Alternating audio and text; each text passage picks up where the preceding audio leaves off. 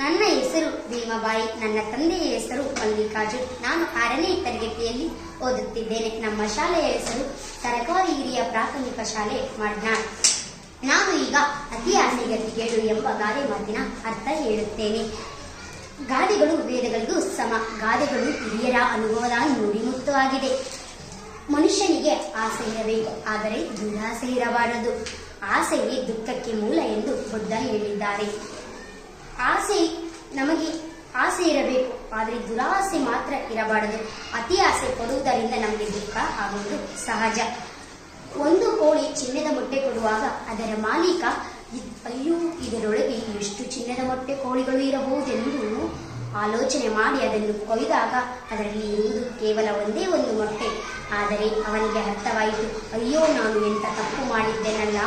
ಒಂದು ದಿನ ಒಂದೊಂದು ಸಿಗುವ ಚಿನ್ನದ ಮೊಟ್ಟೆಯಾದರೂ ಸಿಗುತ್ತಿತ್ತೆ, ಈಗ ಅದನ್ನು ಕೂಡ ಕಳೆದುಕೊಂಡೆನಲ್ಲ ಎಂದಾಗ ಅವನಿಗೆ ಅರ್ಥವಾಯಿತು, ಅಯ್ಯೋ, ನಾನು ಅತಿ ಆಸೆ ಪಡಬಾರದಿತ್ತು, ಗತಿಗೇಡು ಆಯಿತು ನೋಡು. ಅದಕ್ಕೆ ಅವನು ದುಃಖಪಟ್ಟನು. ಧನ್ಯವಾದಗಳು.